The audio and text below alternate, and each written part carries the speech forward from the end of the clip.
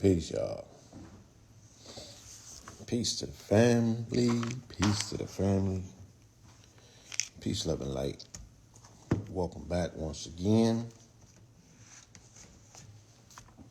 What's good with y'all? Greetings. Peace. Welcome, welcome, welcome. Yes, indeed. Got a little something for you today. Peace, God. Peace to the professor. Yes, indeed. A lot going on in the world. A lot going on in the community. Wanted to chop it up with y'all. It's been a minute. Peace, Ben. Yeah, y'all. Whole lot going on. Whew. I don't even know how to wrap my mind around it. And the best thing to do, I guess, to some extent, is to come and talk to the people, because you might go crazy talking to yourself. It's just so much going on. You know what I mean? And these things potentially compound themselves if you learn to look at it in a perspective where everything is holistic, right? And there's no separation.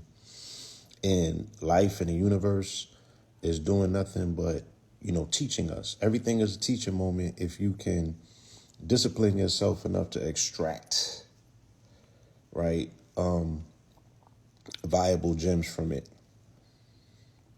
You know what I mean? And perspective-wise, like, what takes the precedence? Because there's a lot going on. You feel me? There's a lot going on. What are some of the prominent things that are at the top of your list in your life going into, you know what I'm saying,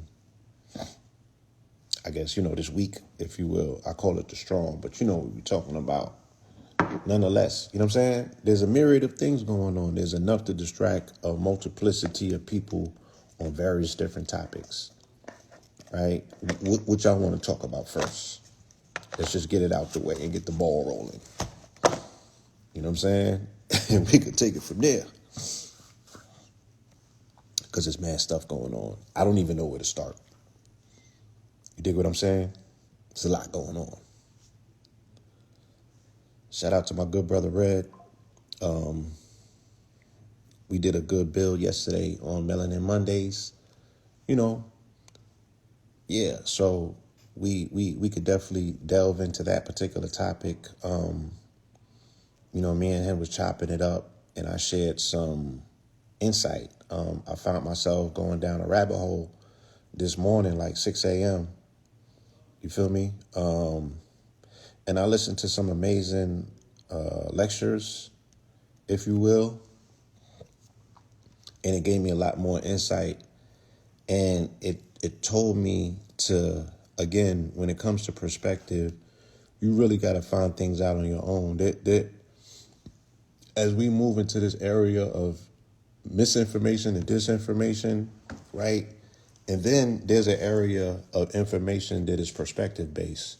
Like, if you take advice from somebody else and they have a critique of another source of information based on a personal grievance that they have with those individuals, then the recommendations are always going to be tainted. You feel me? So for so long, I've been listening to one pocket of information, and they told me to stay away from this pocket of information because that pocket of information could potentially be tainted. But when I listened today to that pocket of information, I was able to get a better understanding, overall holistic understanding, from hearing both sides. You see what I'm saying? So you have to, one, protect your peace, so you have to have a level of discernment.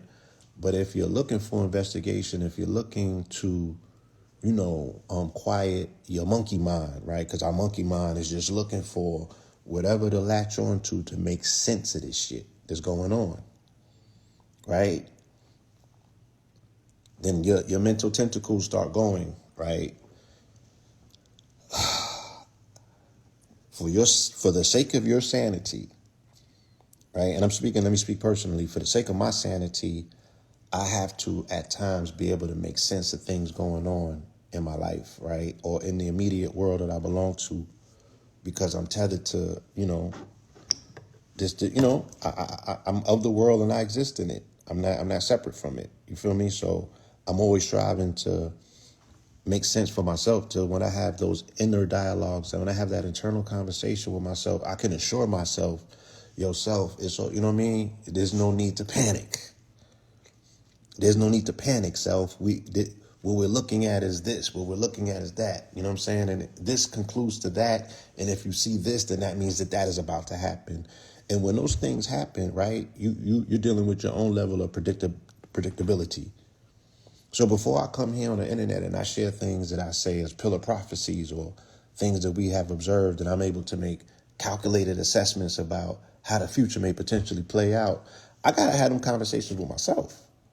And then I have to have some level of metric that I gauge it by to say, yeah, you was right here, you was right there. You know what I'm saying? And then you have qualified yourself to share this in public so you don't sound like a quack. Right? So I've been doing some deep dives and just educating myself on many different perspectives about what can potentially be going on. You know, give states the power to shoot down drones, says the Homeland Security. So let's just start there, right? This is gaslighting, right? And again, if you do the research, then you would know why this is gaslighting. The reason why it's gaslighting is that no state, local, or federal agency can be authorized to shoot down drones unless the permission comes from the Homeland Security, right? So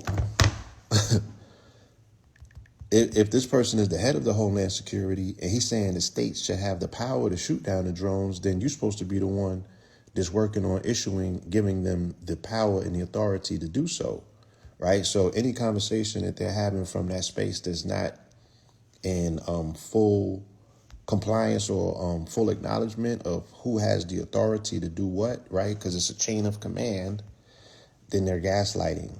You know what I'm saying? Then there's nothing that's ever going to come from it, and they're spinning you. And I don't think that you don't need me to tell you that you're being spun. You feel me? You don't need me to tell you that you're being spun, but just in case, right? Because it very well may be the case that you might be confused and conflated by what you're seeing, and you can't make sense of it. So you might need somebody to come off the bench and tell you, yeah, they're lying to you. They're playing in your face, right? And the conflation of the situation at this particular time, even in this community, is a beautiful thing because it puts other things in perspective, right? What is the United States, right? What is the U.S.? It is separate from where we personally dwell because we live on the continent of the Americas under a United States as the government, right? That is the administration or the entity in which governs this particular quote unquote land, right? And we can say it's the hostile force that is assuming, authority over this land, right? For lack of a better term, we could probably say it like that, right? And there's certain things that this land is tethered on, and that is its ability to convince its populace and the rest of the globe that it's a sovereign power based on its military force, right? And the military force that it exerts its power from, specifically where it acknowledges a level of superiority over other military forces, is the Air Force, right? Or the skies, the open air. That's why the symbol of this country, the motif of it is the eagle, the bald eagle in particular, for its ability, its prowess in the air, right? So you have to understand the perspective of a particular a government, an entity, a corporation, if you will, that for the most part, you know, is in a conundrum. Because the conundrum is they've been able to broadcast their ability to be a superpower for so long, and the reality of that is catching up to them, and it probably is not exactly what they have been proselytizing or pitching to the planet, right? People are starting to call their bluff, and they're starting to see that there's cracks in their armor, right? And there's a whole myriad of lists of things that we can go to that speaks to the potential military insolvency of this superpower, right? They're not as firm as they once felt that they were in their global positioning, as convincing the rest of the world that they're the big bad wolves, right? That bluff has been called, and people have been taking them. You feel me? They've been like, yeah, I'm finna take that fade. You know what I'm saying? So it's hard to maintain the bluff game. Just think about last year, February, right, with the weather balloons over the country, over military installations, damn near over the Super Bowl, right? All of it was happening at the same time. So if this superpower is on the verge of being exposed, right? Now think about think about the top tier celebrities. Peace, Jade. Think about the top tier celebrities. Think about the personalities, right? Think about 2024 being the year of exposure and how it has pulled the skirts on many of people that we once perceived to be uber powerful, only to find out that their cover has dissipated, right? Someone called their bluff, and they caught them at a period and point in time that they can potentially wash these people up. You feel me? Now they're scrambling and they're scraping. Some people are fighting back. Other people are throwing in the white towel. And again, these are real-time examples that we could look at about what's going on a micro and a macro level, right? And it speaks to power, right? And the acquiescence of such, and a larger conversation, right, about a people who lack a power, or people who lack, can you ever have power with no identity, right? Or if your identity changes, does that change the power dynamic that is tethered to that identity? Case in point, the identity of America has always been they are a superior military in the air. If that changes, if that image of them changes, how does that change their standing? How does that change their positioning, right? How does that change the way that the rest of the world can potentially deal with them? How does that change the fact that the citizenship of this country may potentially deal with them, especially once they find out that they've been lied to? Let's flip it even further, right? Let's take it to a micro level. Some people are fighting, some people are throwing the towel in. Jay-Z seems like he's fighting. Sean Combs looked like he threw the towel in, right? In terms of, admitting a level of defeat where it's like, damn, I can't get no bail. I guess I got to sit down, you feel me, in the feds until May, until this case come around. I'm just saying, for better or worse. Let's just put that perspective, right? Let's look at the Christian zealots and nationalists that are pushing, that are toting the line as of lately. They're fighting back, right?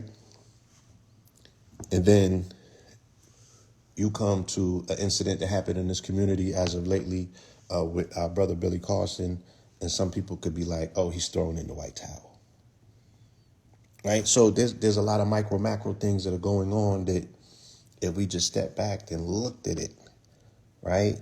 Look at the Republicans and the Democrats. The red wave is advancing. You know what I'm saying? They're fighting back. People said a lot of horrible things about them, and they refused to give up or give in. You feel me? Even in the face of them being dead wrong or what have you, they're still advancing. Look at the Democrats, right? They're falling back. They said that the resistance is no longer resisting, right? If you look at all these articles, they're besmirching one another for kissing the ring and throwing in the white towel.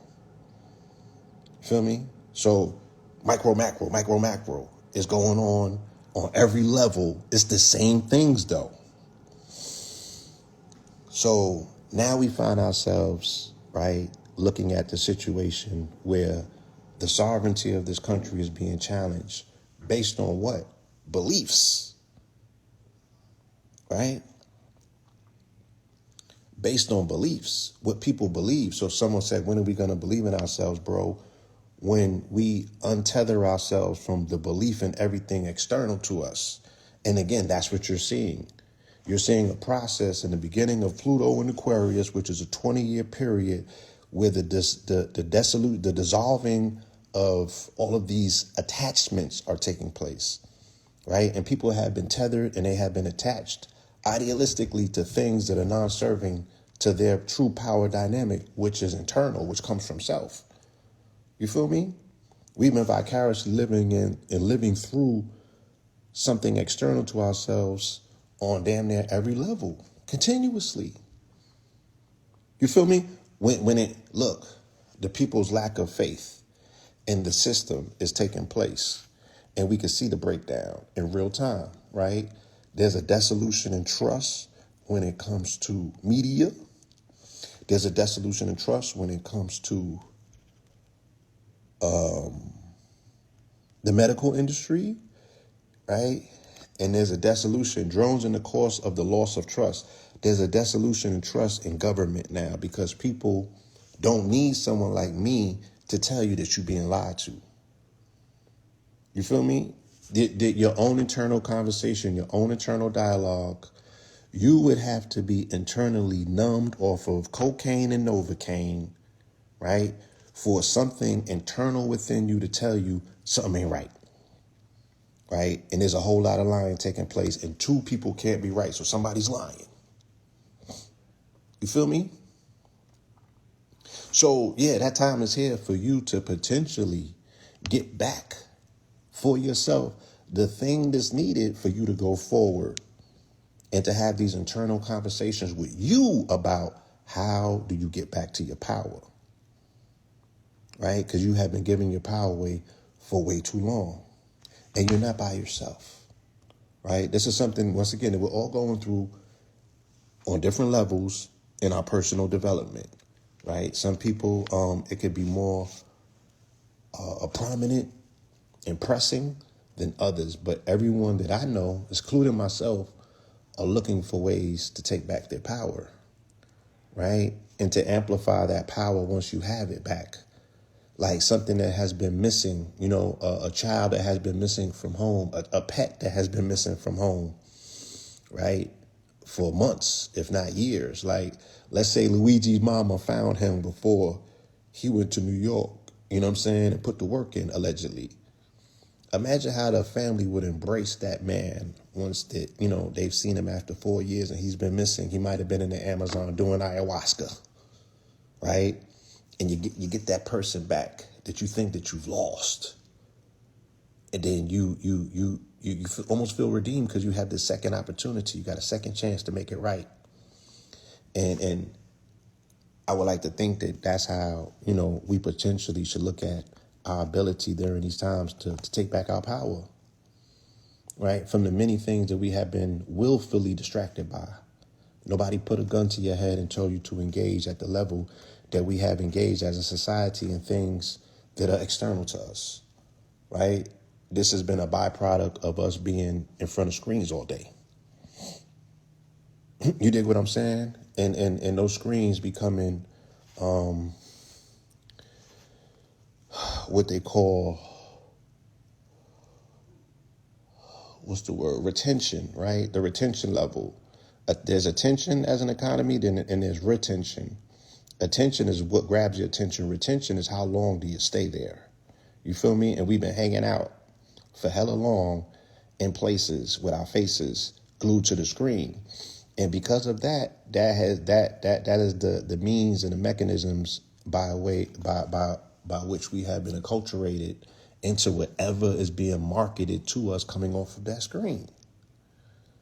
You feel me? What you do frequently becomes your frequency, as the brother 19 Keys says. You feel me? And what we have been doing frequently has been, screen time. Look, my phone will tell on me. If you go to my settings and and you be like, yo, what's your screen time? My phone gonna tell on me, my nigga. They gonna be like, yeah, the majority of time spent in your waking hours, this nigga's in front of a screen, right? And because these eyes right here are my visual apparatus that are connected to my brain, whatever I'm sitting myself in front of, I'm being entrained by it. Entrained. Let me look the word up, right? So I don't want to miss anybody on none of this amazing language, right? Entrainment. Let's dive. Entrainment is a phenomenon where one system's frequency or motion locks into another system's frequency. It can occur in many systems, including physical, biological, and human systems, right? Entrainment by entertainment leads us to a word that I crafted called entertanglement, right? Where we are now entangled with entertainment. You feel me? And that's the shit. That's the metric that moves our life. If it's not entertainment based, it's not going to move us because we are entrained by entertainment. Because let's say that I'm awake for 18 hours out of the day, 14 hours of that I may potentially be on a screen. And that screen, based on whatever's coming off of that screen, is entraining my brain. Whatever I'm looking at, I have mirror neurons. Let's look up the mirror neurons, right?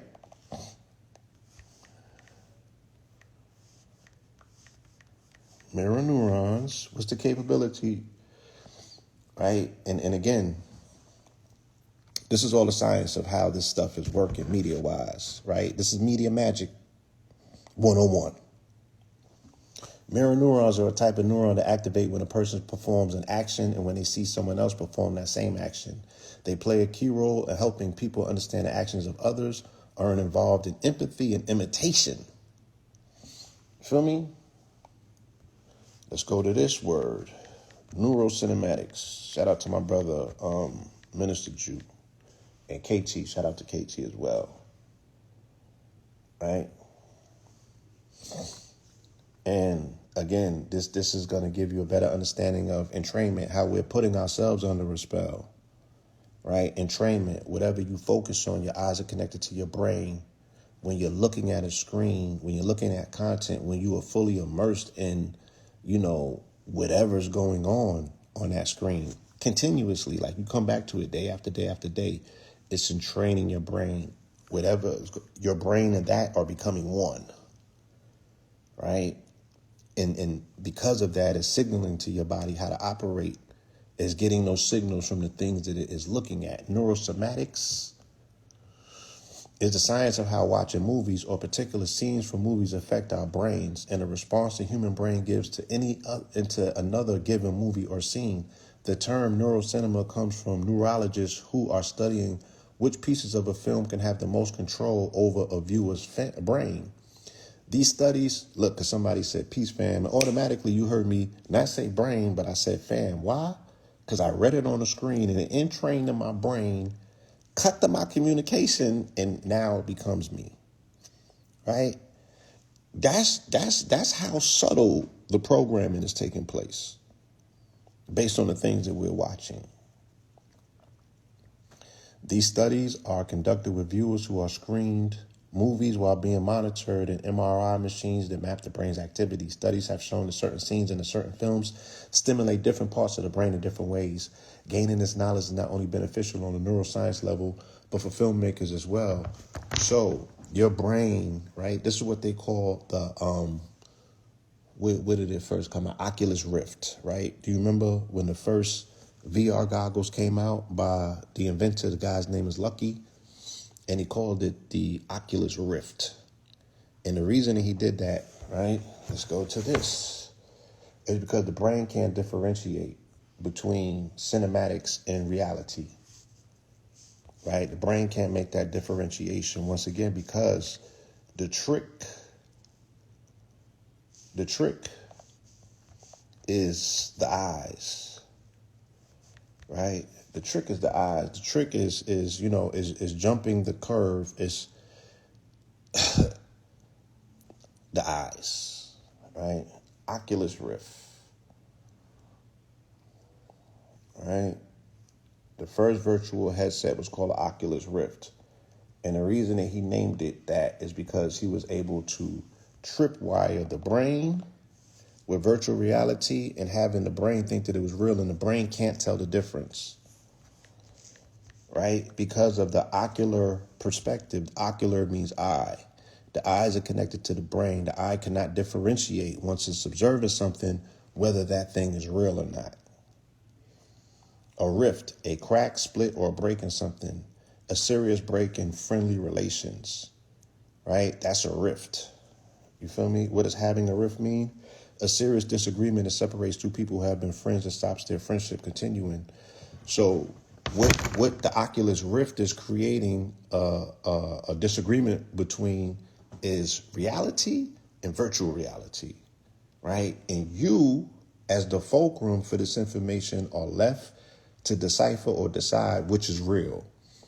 But if you are engaging in the sentience of it, which means feeling, sentient is a word that means feeling, and we are sentient beings, right?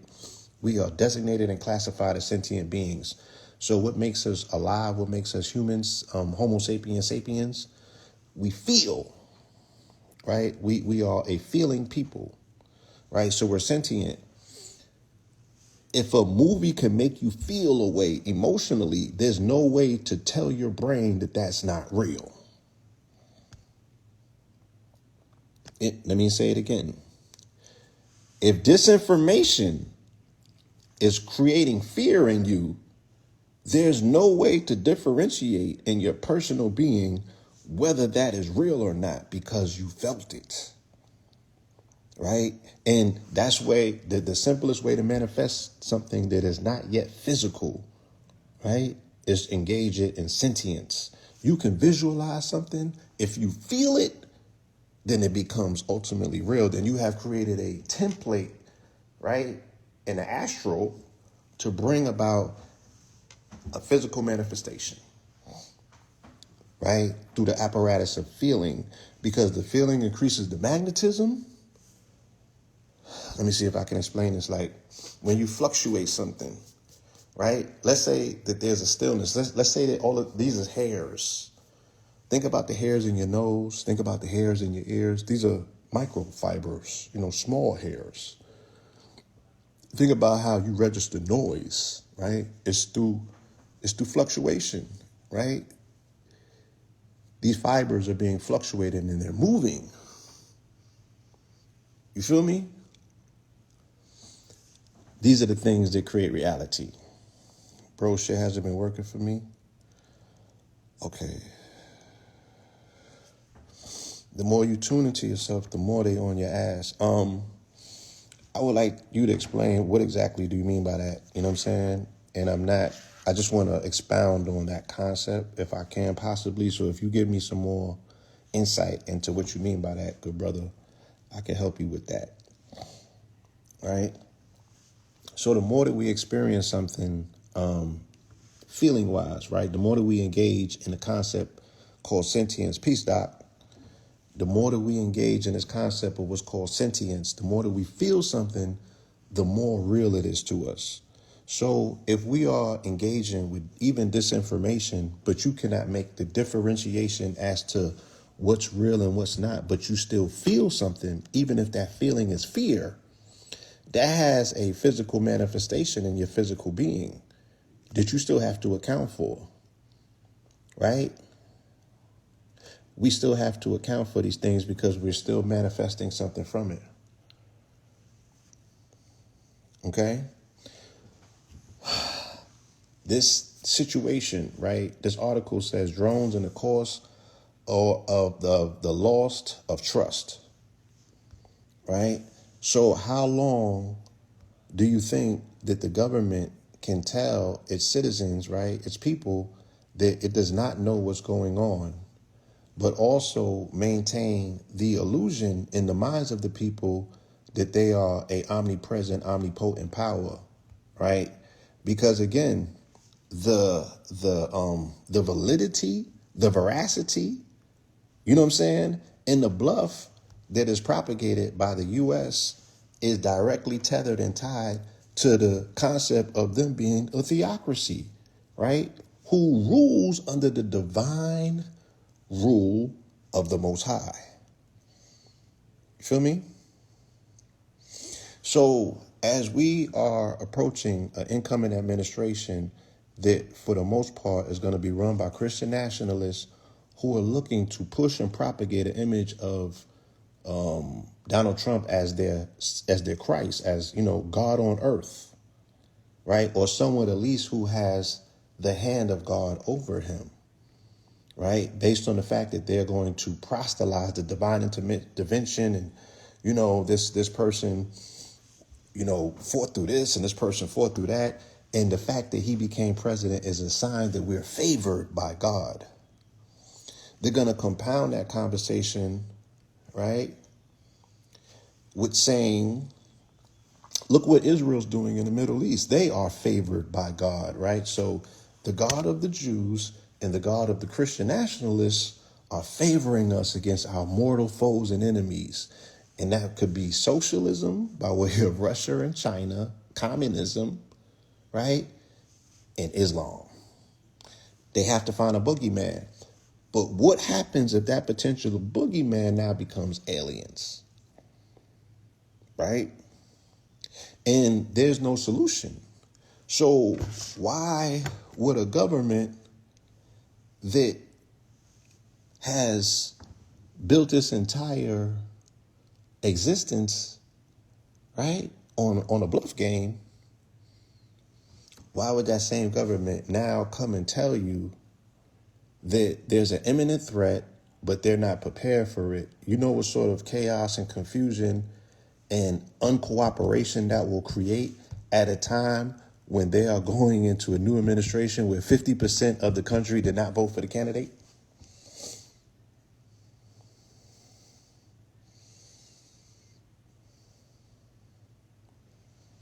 That's that's not something that's sustainable. You feel me? At a point in time where you kind of need people to be acquiescent with your plans, because if this incoming administration comes in like, Trump is the new emperor, right? And he's attempting to force certain things on segments of society, specifically the segments of society who they have deemed the ops, right? Because remember, they clearly said that we're coming in and we are engaging in a culture war, right? They're going to wash up anything considered woke. They're scaling back all of the legislation. You see people divesting themselves of DIE right now, right? He got all of these plans to restructure the military. You feel me? And he's already making these overtures about tariffs, whether real or not. It's about to cost the Canadian Prime Minister his job, because they said they're going to up the tariffs on Canada by 25%. Look, y'all could just take Drake back.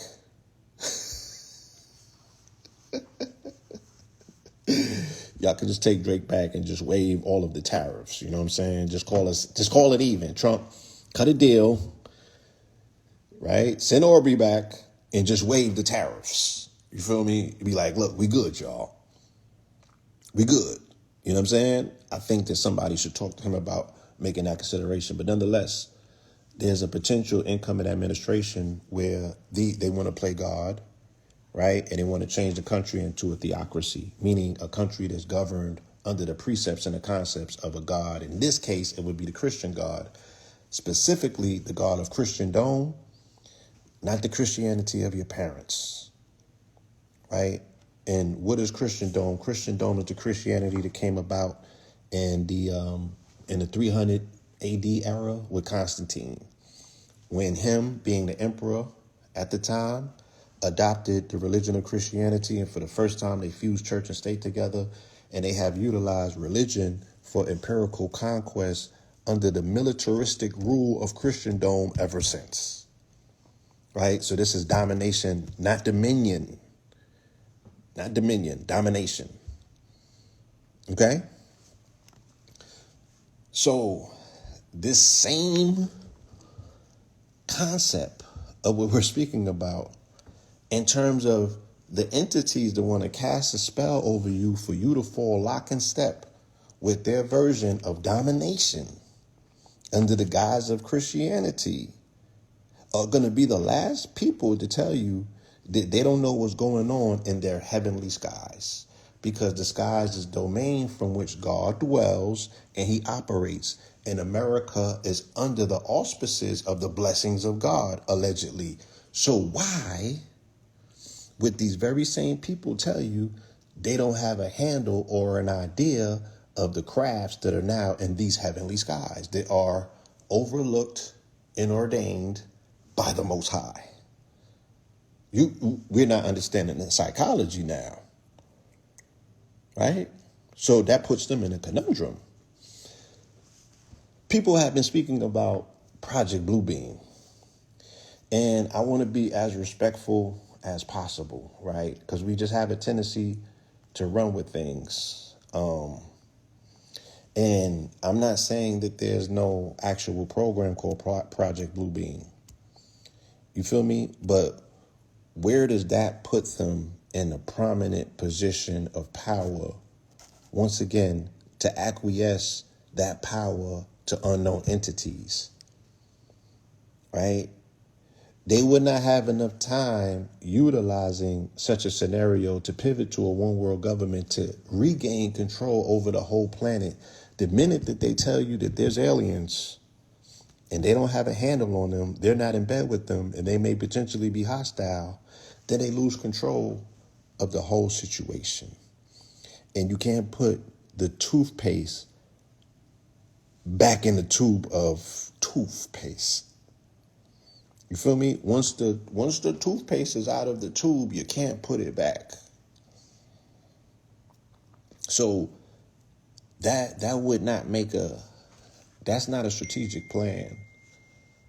You feel me? That's not a strategic plan that somebody would want to launch at this particular time that is pressed on, once again, control and power. And utilizing as best they can, utilizing religion to put you under a particular spell, right? Where they can get what they need to get done in 4 to 8 years, which is attempting to change this country into a theocracy, amongst other things. You feel me? So the government is lying to its people in their face, and the people are losing trust in the government. That's very dangerous. You know what I'm saying? Because once you lose trust in the government, once they throw that out, the people have already lost trust in the media. The people have already lost trust in the medical establishment, right? Hence the fact, this is what you see going on, unfortunately, you know, with the young man who caught the body in Manhattan. Now, I don't agree with that. I don't agree with anybody championing the loss of life. Even if there's considered to be adversarial forces, I don't think that the answer to that is to take somebody's life. You feel me? Once again, even if the decisions of that CEO may be costing other people's lives. You feel me?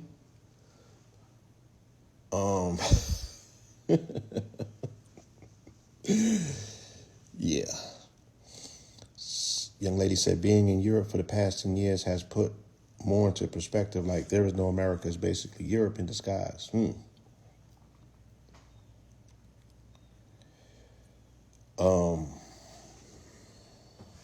Okay. All right. I'm not going to push back on that. You feel me? Let me just go here real quick, see if I could get more of this article up so we could put some things in perspective about, you know, what happens when people lose trust in their government, you know what I mean, at a pressing time such as this, when people are very dissatisfied with government based on the economy, based on a bunch of different metrics, right? And I think that if the people might be fed up with the medical establishment or the insurance agencies, that's just like saying that they're fed up with government and they have a distrust in them, because I don't think that they separate the two, right? I don't think that they separate the two. And we knew that with this election, there was still going to be half of the country that was dissatisfied with the results. We knew that there was still going to be 50% of the population that, wasn't with the program. You dig what I'm saying?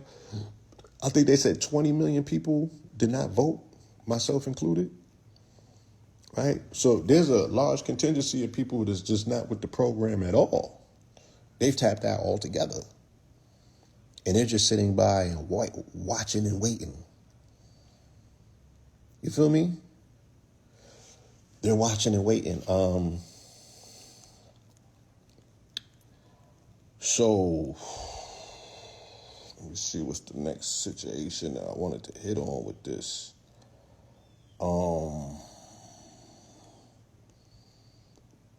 The public betrayal, all right, we could go back here. Like I said, this is gaslighting in essence because the Homeland Security is the only agency that's authorized to shoot down drones, right? They said that you get 20 years in jail and a $250,000 fine. You feel me? So this tells us two things off the back. Rather than us being internet sleuths and attempting to solve whatever's going on, you feel me? We need to be acquiring drones. We need to be formulating our own network, like a node system of drones based on wherever we're at. It's just like if we can be virtual and engage in, let's say, blockchain. You got a node over here, I'm over here, I'm in Massachusetts, I'm in Maryland. No, we need to physically,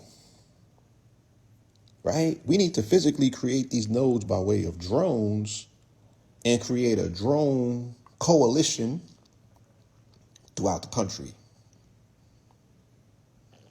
right?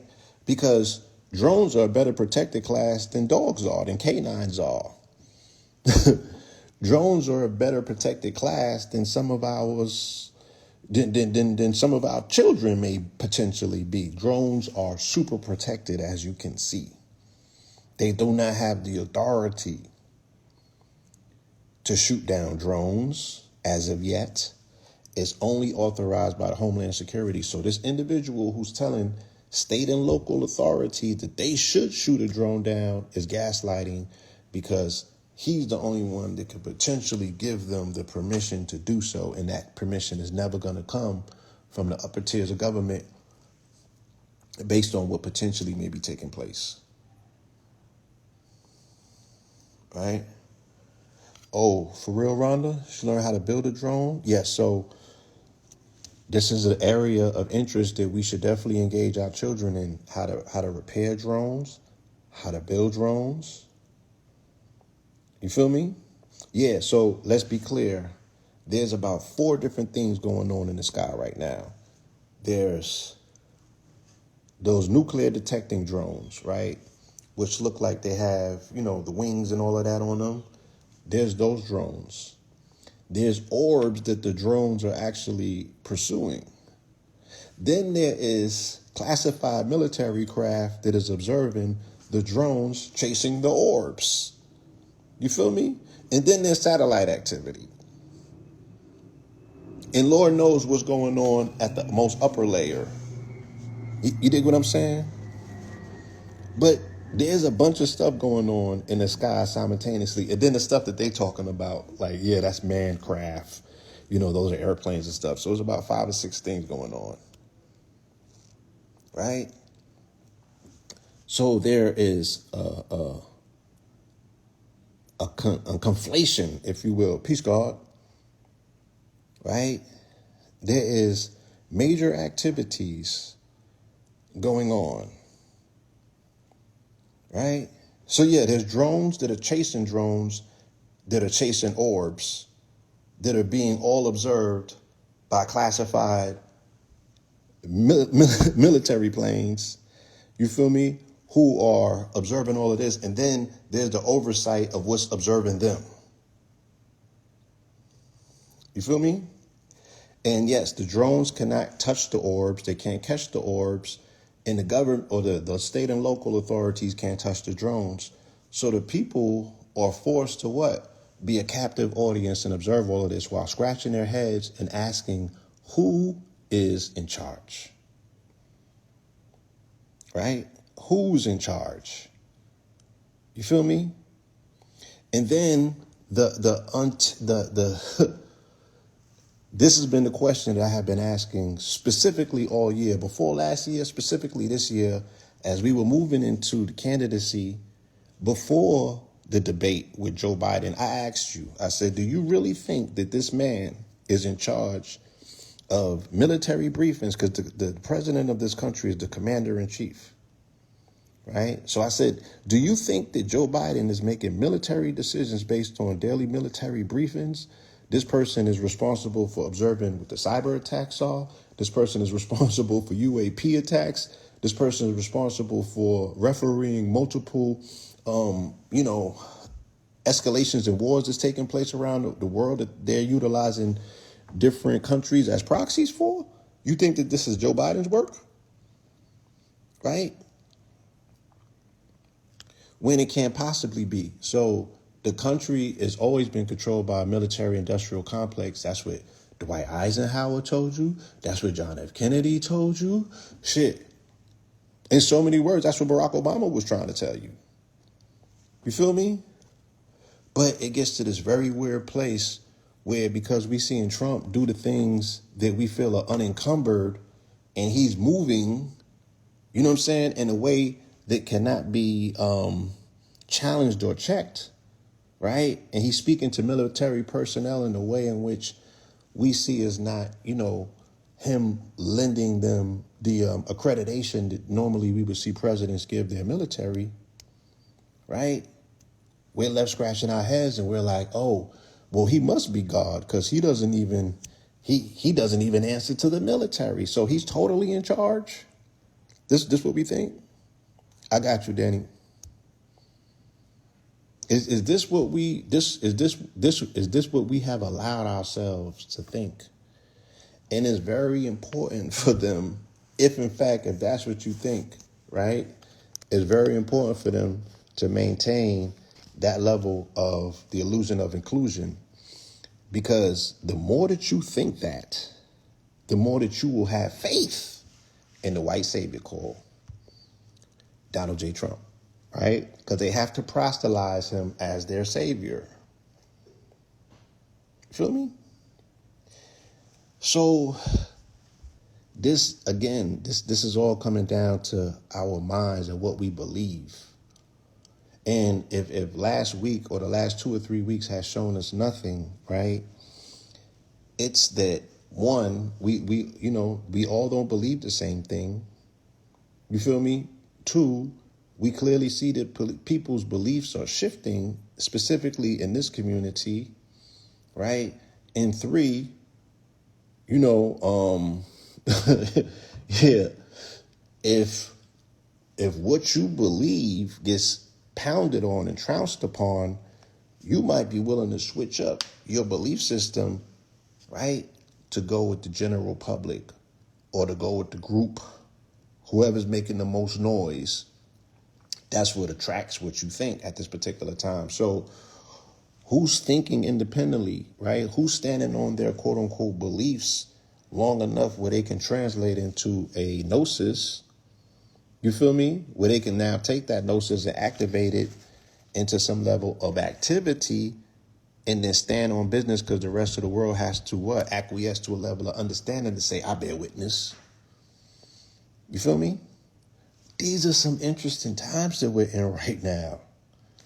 These are some interesting times. You feel me? These are some interesting times. So there is a long-standing military program that has been in place, you feel me, where they have been tracking unidentified objects. Again, they can't call them flying because technically they don't fly, right? So that's why they can no longer call them UFOs, because they're not flying objects. They don't fly according to the definition of what flight means. They don't have wings, and they don't have the same propulsion that is designated for flying. So they're unidentified, analogous, amorphous objects, or whatever that is. You know what I'm talking about. Well, you might not. But trust me, they got to keep changing the name, right?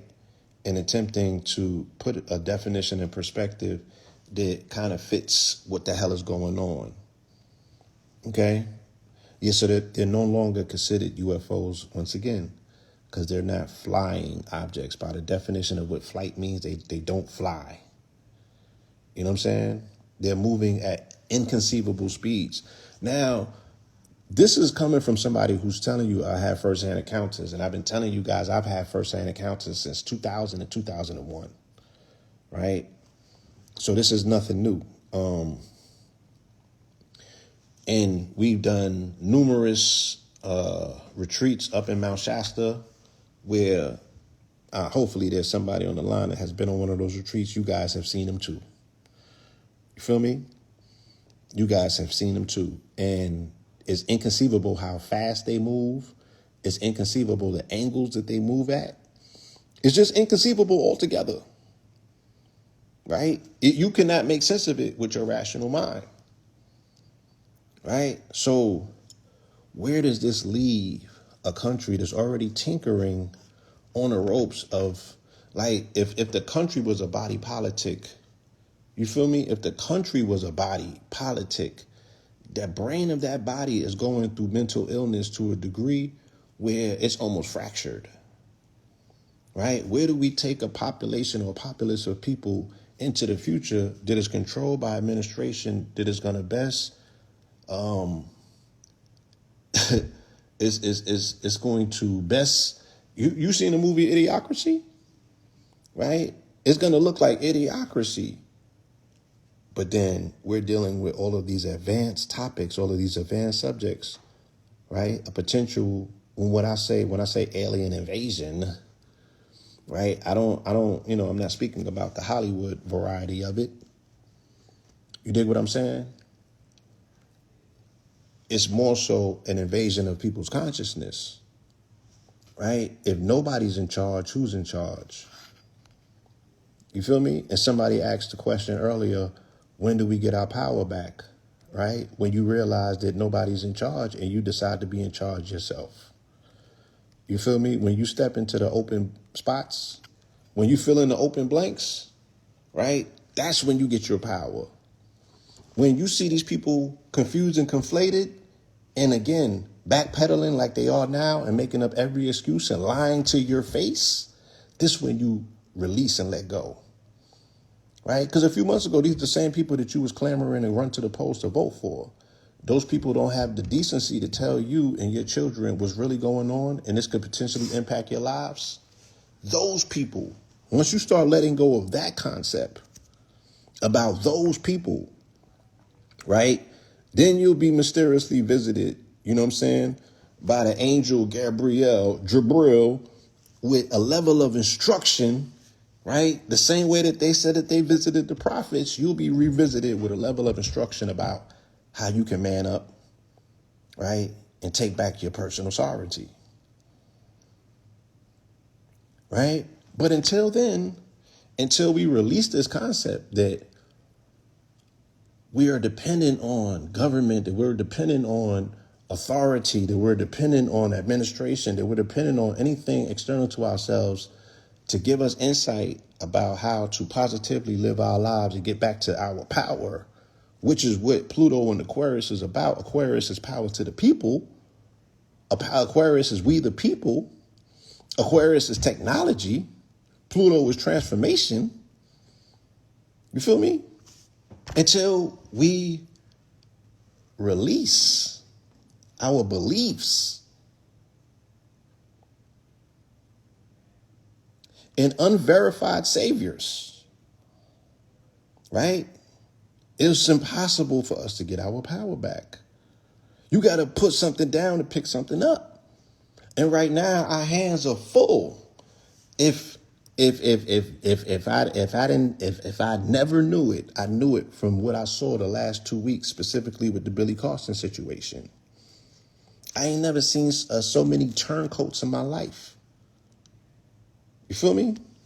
I ain't never seen so many in my life.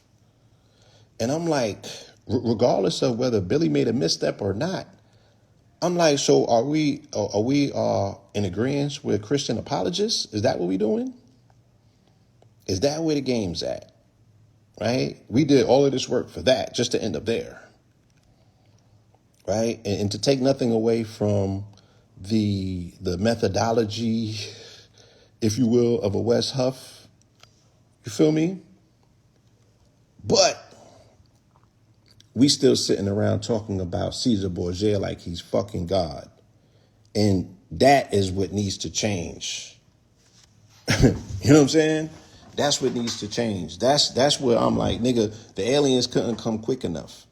Because you're going to see a fucking alien before you see Jesus. Okay? And again, in your mind, however you frame what an alien is or what it potentially going to look like. Granted. Right?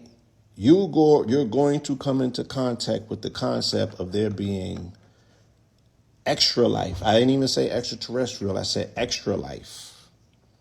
Before you come into the realization or the connection or the contact with this entity that you call Jesus Christ. Right? And when those intelligent life forms tell you that this is the only planet that plays that game, you feel me? And you on your own with those concepts, you feel me? Then you're going to feel pretty localized in this area of the universe where you're holding on to, a story with way too many holes in it. It can't hold water. It got way too many holes in it. So what are we doing? Where we at? Look, we have every intention to want to celebrate and create the proper ashe going into 2025 and leave the weight of 24 behind us. So we're hosting a New Year's celebration on New Year's Eve, right? In the heart of Atlanta, right off of Edgewood at the bookstore gallery. There's a link in the bio. You guys can tap in. We have a daytime party and then we have nighttime festivities. The daytime will be free access. And then the nighttime is a paid situation for the turn up. You know what I'm saying? So we could tap in. You guys can pull up, you know what I mean? And we can have some firm conversations about where we're going in 2025, you know what I'm saying, with our power intact, rather than giving all of this energy and attention to distractions, right? To distractions. Some people might feel that they're worthwhile distractions, but nonetheless, you can't live underneath these distractions forever, right? What are we going to do to get our power, consolidate our power, get our power back, consolidate it, and never, release it or acquiesce it to anything that comes along under false pretenses, right? Promoting or propagating itself as something that it's not, right? Enough is enough. It's time to put something down, to pick something up. And the thing that we need to put down in 2024 are our beliefs that are unfounded. Our fears, our trepidations, you know what I'm saying? And the things that are non-serving to us. And it could be a long list. We could do a whole vision board if you need to.